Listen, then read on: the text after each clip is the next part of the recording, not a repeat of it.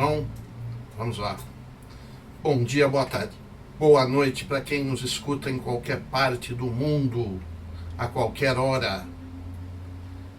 Isso em qualquer parte do Brasil e do mundo também. Sou Mauro Afonso, engenheiro, mestre em ciências militares, e esse é mais um vídeo da nossa série Questões Enem, cujo objetivo é turbinar seus estudos para aprovação na faculdade desejada por meio do Enem. Isso nós vamos fazer analisando questões de anos anteriores, e estamos começando com a nossa prova de 2023 do Enem. Nesse programa você vai aprender de forma audiovisual o conteúdo das questões e não só resposta, mas também explicações detalhadas do assunto, aspectos periféricos da questão também, que podem ajudar na resolução de questões do exame que você vai realizar. Uma vantagem do vídeo é que você pode assistir quantas vezes quiser e tirar as dúvidas. Eu peço que assistam essas questões depois no YouTube, porque aqui no Instagram, por ser live, apesar de hoje eu estar usando aqui um recurso de edição de vídeo, no YouTube é mais detalhado o vídeo. Então é possível você aprender mais lá com mais recursos, talvez até alguma coisa que não fique muito clara aqui ao vivo. Nesse programa de hoje, nós vamos abordar as questões 101, 102 e 106 de Ciências da Natureza e suas tecnologias. São 3 questões de física. A primeira questão deixa eu ver aqui, já vamos colocar a primeira questão aqui em cima. Quem tiver no Instagram aparece em cima, quem tiver no YouTube vai aparecer aqui no meu ombro, desse lado aqui, né? Aí ao contrário de vocês, então não adianta falar o lado. Questão 101, eletromagnetismo, vamos colocar ela aqui já, aqui em cima. Vai aparecer, tá? A questão 102 e 106 são de mecânica, uma de cinemática e uma de aparelhos de força. Todas elas são questões que não envolvem cálculo, envolvem conceitos e são questões que podem ser respondidas rapidamente para ganhar tempo para as outras questões mais complexas que vão ser encontradas eventualmente na prova. Claro que a questão complexa, normalmente que a gente não sabe, né? Mas podendo levar para a prova um bom cabedal de conhecimento, uma boa quantidade de conhecimento, você tem condições de resolver mais rápido. E quando for uma questão realmente difícil, você ganha tempo. Então vamos lá. Primeira leitura dessa questão de eletromagnetismo conceitual. O fogão por indução funciona a partir do surgimento de uma corrente elétrica induzida no fundo da panela. Já está dando informações importantes aí, está afirmando. Com consequente transformação de energia elétrica em calor por efeito Joule. A principal vantagem desses fogões é a eficiência energética, que é substancialmente maior que a dos fogões convencionais. São aqueles fogões que vocês encontram, às vezes, numa chapa de vidro. E o fogão ligado, colocando a mão em cima, caso não haja nada de metal na mão, uma chapa de vidro fria. Por outro lado, você colocando em cima dele uma panela ferromagnética, tem que ser uma panela de aço inox, uma panela de ferro. Panela de alumínio não funciona, porque é diamagnético. Aí é outro princípio da física, tem que ir lá voltar na teoria, não vou abordar não. Panela de barro não funciona, tem que ser uma panela, normalmente usa-se a de aço inox. Aí é pedido como que aquece a panela. A corrente elétrica mencionada é induzida por... Então, uma corrente elétrica, ela é induzida na panela, ou seja, há um fluxo de uma energia que sai ali de baixo, tem um efeito físico na panela ferromagnética, e isso provoca aquecimento na panela. Aí ele pergunta qual é a força que faz a panela aquecer-se. Radiação, condução, campo elétrico variável, campo magnético variável e ressonância eletromagnética. Lembrando que nós estamos aqui na prova amarela e o número também é da prova amarela. Quem tiver com outra prova, as alternativas na ordem é diferente e o número também. Então vamos lá. Um fogão a indução, ele funciona a partir do surgimento de uma corrente elétrica induzida no fundo da panela. Essa corrente elétrica é traduzida em calor através do efeito Joule. Até já tem uma parte disso no texto da questão, já está afirmando. A principal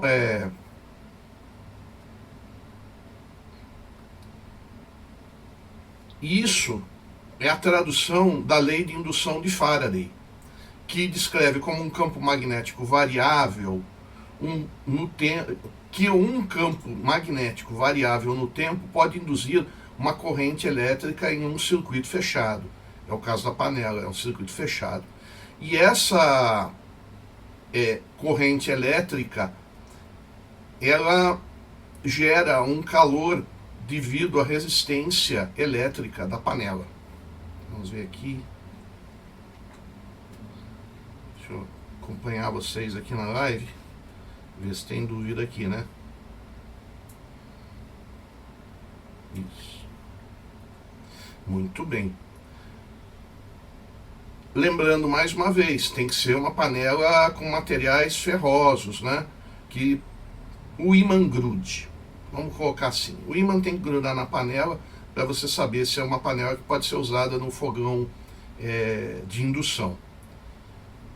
A indução de corrente elétrica usa a resistência da panela e aí a panela esquenta, a panela aquece, porque o material da panela é condutor de eletricidade.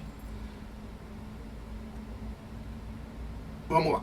Então a alternativa correta aí é a alternativa D, ou seja, indução, campo magnético variável. As outras opções, radiação. Por que não é radiação? Radiação é uma forma de transmissão do calor através de partículas ou ondas eletromagnéticas. Não é o caso. Nesse aí, o calor radiante não ocorre ali na chapa, tanto que você não sente nem o calor radiante, caso você coloque a mão com o fogão ligado, fogão de indução, né? Calma, fogão de indução. Nem de condução. Você pode queimar a mão, porque você pode tirar uma panela que você estava fervendo água e por condução a panela esquentou o vidro. Mas a transmissão da energia, o vidro não, né? As bobinas que estão debaixo do vidro, do fogão de indução. O que passa energia de baixo para cima na panela é a radiação eletromagnética. Então não é nem o caso de radiação, nem condução. Condução é mais... pode acontecer no fogão a gás convencional, tá? Um pouquinho só. Mas a maior parte é radiação mesmo, é o fogo de gás na panela, né? Também é uma condução, só que é a condução através do gás, né? O gás queimando ali. Depois, campo elétrico variável. Essa alternativa, então a alternativa A, radiação e condução, estão erradas por causa disso, que é um fogão diferente, né? Ele opera de uma forma diferente.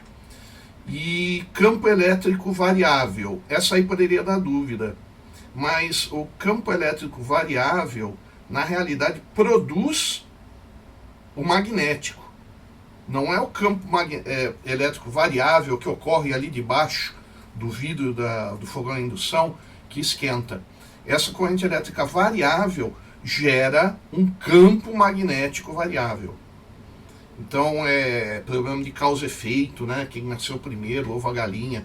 Então primeiro aí, no caso a galinha aí, vamos fazer uma comparação, né?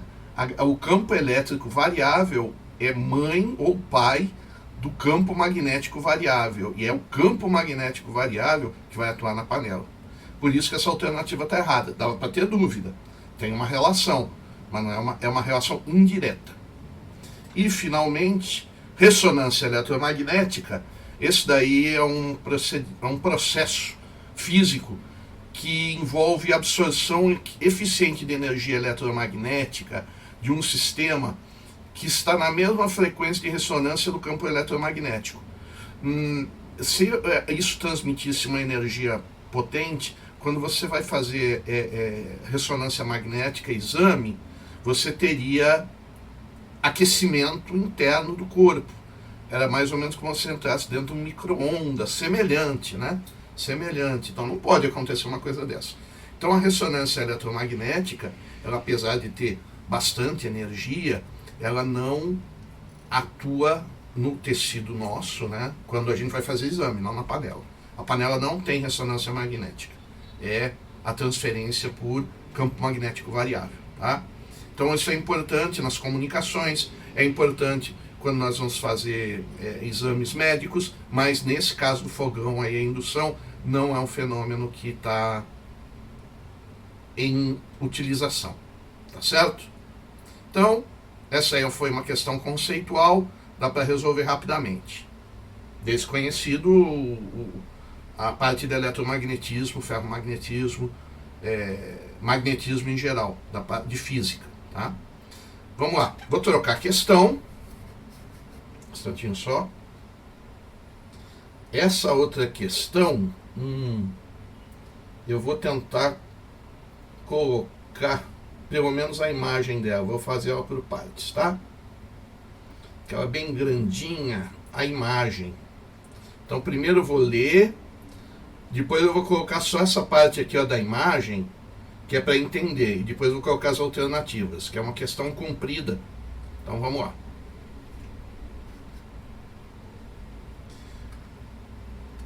Questão 102 da prova amarela, 2023, uma academia decide trocar gradualmente seus aparelhos de musculação. Deixa eu ver como está aparecendo aqui para vocês. Um instante.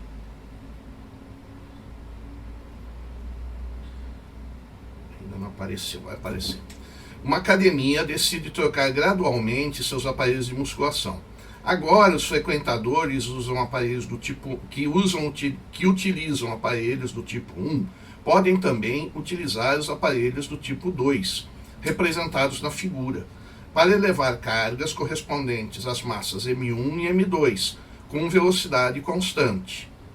A fim de que o exercício seja realizado com a mesma força F, ou então o camarada lá está fazendo a rosca direta, a rosca inversa, ele vai ter um peso na máquina 1 e um peso para a máquina 2. Quer dizer, um peso, vamos dizer assim, é uma quantidade de itens que ele vai, de pinos ali, que ele vai ter que pinar para subir a massa ali que ele está fazendo o exercício.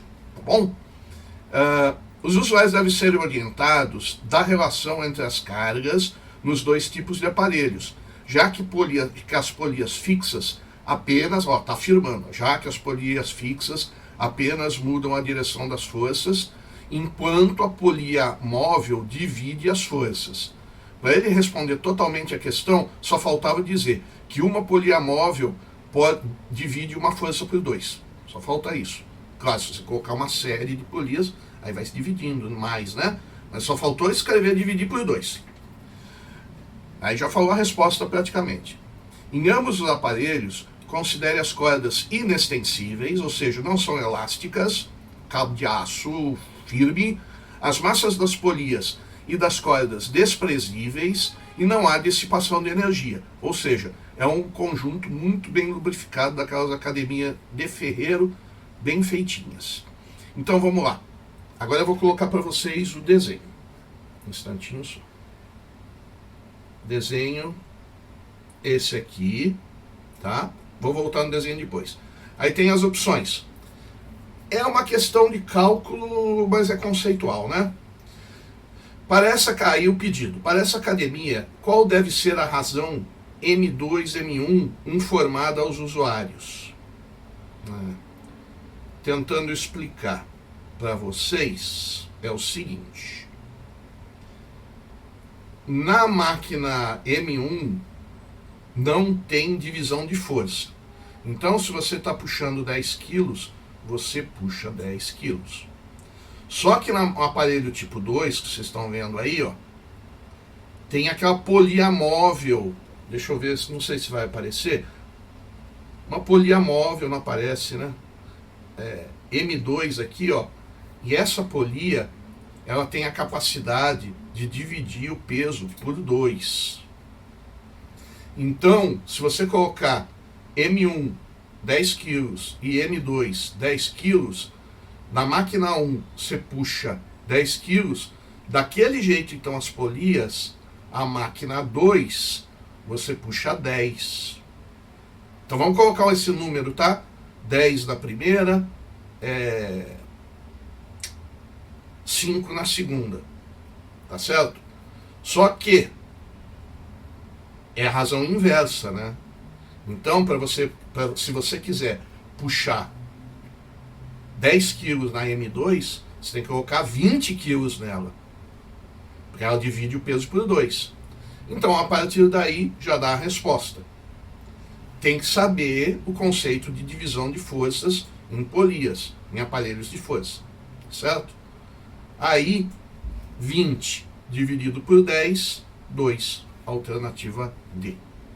Também questão para resolver rápido, quando a gente tem variáveis, tem literais, é bom colocar, então vou abaixar de novo a questão aqui, espera um pouquinho.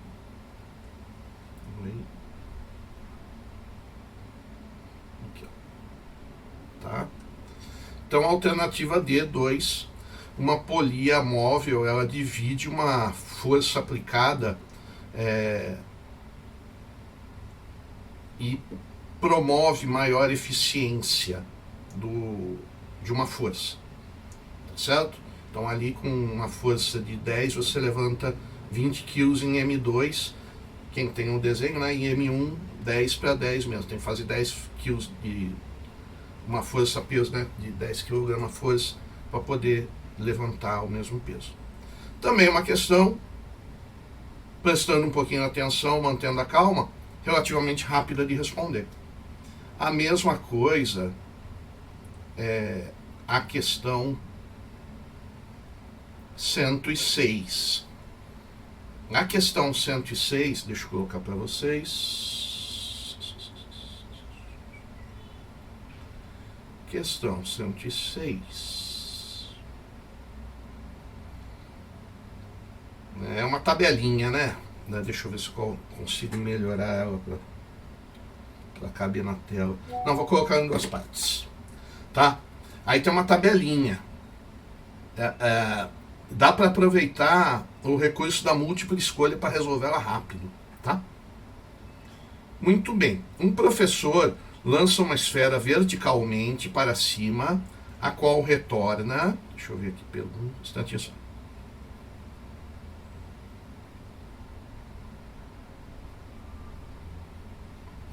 Um professor lança uma esfera verticalmente para cima, a qual retorna depois de alguns segundos ao ponto de lançamento. Então pegou uma bolinha, jogou a bolinha, não tem bolinha, não tem nada aqui para jogar para cima, nem mouse eu vou jogar, né? Jogou para cima a bolinha foi lá, sobe, para aqui em cima um microsegundo, depois desce.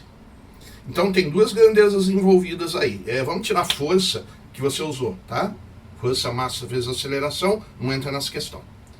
Pronto, ele só quer saber a hora que a bola está lá em cima. Então, abstrai de jogar para cima a bola, tá? Na hora que ela chega aqui em cima, e durante todo o percurso dela, tem duas forças atuando sobre essa bolinha aqui. Ó. Velocidade e aceleração. Vamos fazer de conta que ela saiu voando, sei lá, de um canhão. Esquece ela antes de começar a andar. Na hora que ela está chegando, está subindo, a bolinha subindo, subindo, subindo, subindo, quando ela chega aqui em cima, ele pergunta lá qual a velocidade. Então é conceito, tá? Um corpo que está parado, velocidade zero. Pá! Nem precisa pensar na aceleração. Aceleração um pouquinho mais complicada, não é muito não. Mas velocidade zero. Pá! Já vai dar para melhorar e resolver rápido a questão. Vamos depois para a aceleração. Aí ele solicita aos alunos analisarem as grandezas cinemáticas. Deixa eu colocar agora a outra parte da questão. Ele solicita aos alunos que analisem as grandezas cinemáticas no instante em que a esfera atinge a altura máxima, escolhendo uma combinação para os módulos e sentidos da velocidade e da aceleração. Aí já tem que ter todo o conceito de cinemática, movimento uniforme, movimento uniformemente variado. É uma questão teórica. Mas vamos dar uma abstraídazinha nisso aí, vamos pular, tentar ir direto para resolver, que aqui nosso objetivo é resolver rápido, né? O mais rápido que puder, sem errar. Então vamos lá, ó. Ele quer saber o que acontece quando a bolinha, a esfera, está na altura máxima, velocidade igual a zero. Então qualquer opção que tenha velocidade diferente de zero aí, você já arrisca. Já pá. Direto. Tem duas, aí tem a opção A, não vou estudar, a opção B, no caso da prova aí, né, dessa questão da prova amarela, a D e A eu nem estudo, só vou na questão na A e C. Aí ele pergunta a questão da aceleração, do módulo da aceleração. Muito bem. Aí na alternativa A, então eu já paguei a alternativa B, que a velocidade é diferente de zero, não, por quê? Ela está no lugar máximo da trajetória. Então ela foi até aqui, parou aqui, começou a descer. Na hora que ela chega no ponto máximo, a velocidade é zero. Então essas daí a gente nem estuda a alternativa. A gente já vai direto naquela lá. Claro que a gente tem que ter certeza do que está fazendo, né? Tem que ter certeza desse conceito. Agora vamos estudar só aceleração. Agora, em vez de a gente estudar 5 alternativas, a gente só ficou com duas alternativas. Melhor, né? Mais fácil, mais rápido. Aí ele pergunta se a aceleração é diferente de zero para cima. Depois, se a aceleração é diferente de zero para baixo. Ela está parada. Então vamos lá. A bolinha está subindo. Nós consideramos primeiro a velocidade. Agora vamos estudar a aceleração. Que a aceleração está sendo atualizada, aplicada o tempo todo sobre essa bolinha. Ela está na superfície da Terra, né? Ela não está no espaço. Gravidade para baixo. Então, nós temos uma aceleração que está diminuindo a velocidade da bola negativa, uma aceleração negativa, porque ela está subindo. Porque a gravidade está puxando para baixo, está puxando contra o sentido do movimento. Quando chega aqui, a aceleração ela é zero. Se ela fosse zero, a bolinha parava aqui. Então, para onde a aceleração? Para baixo. Como ele não quer saber sentido, ele perguntou módulo, então sempre vai ocorrer, sempre vai estar sendo aplicada uma aceleração sobre a bolinha, enquanto ela está subindo, de sentido contrário ao movimento, e quando ela está descendo, de sentido positivo, né, ao movimento, solidário ao movimento, que é a hora que a bola está caindo.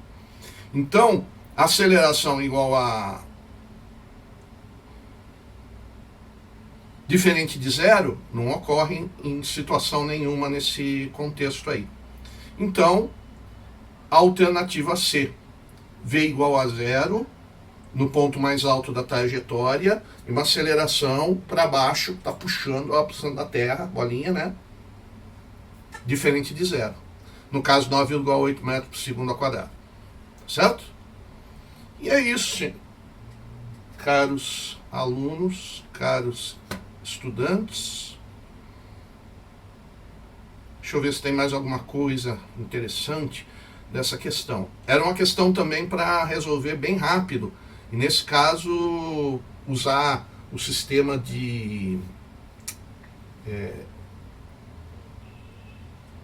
eliminar alternativas para fazer ainda mais rápido.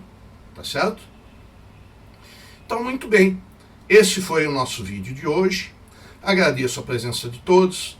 Não esqueçam do pacote do Instagram, curtir, compartilhar, seguir o perfil.